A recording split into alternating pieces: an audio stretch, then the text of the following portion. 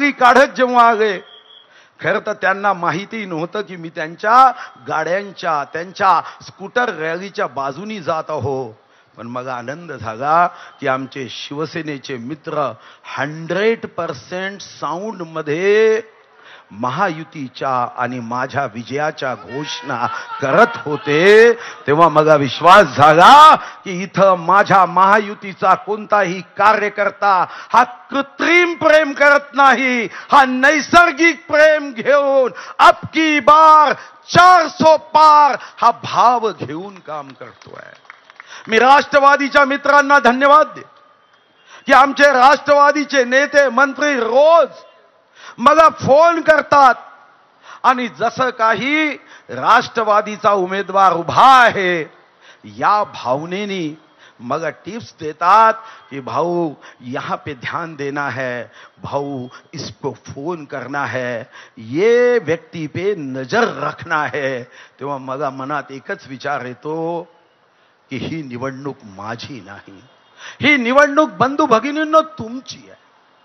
विजय झाला तर याच मंचावरून मी अनेकदा सांगितलंय, विजय झाला तर माजायचं नाही, पराभव झाला तर लाजायचं नाही. अरे जीत का हमें गर्व नहीं है, हार की हमें शर्म नहीं है. तेरा वैभव अमर रहे मां, हम दिन चार रहे ना रहे. हा भाव घेऊन आम्ही काम करतोय.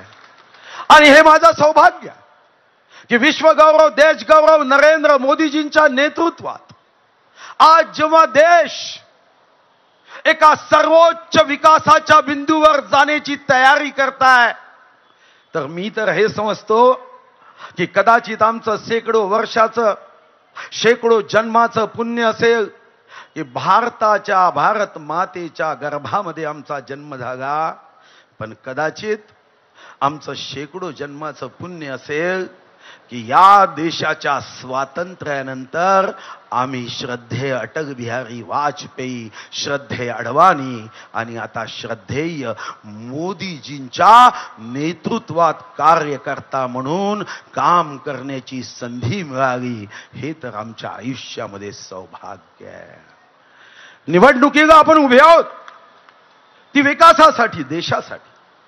काही लोक मला विचारतात, आत्ताच जेव्हा मी फॉर्म भरायला येत होतो माता कन्यका मंदिरात दर्शन घेतलं, सर्व टीव्ही चॅनल्सचे लोक होते.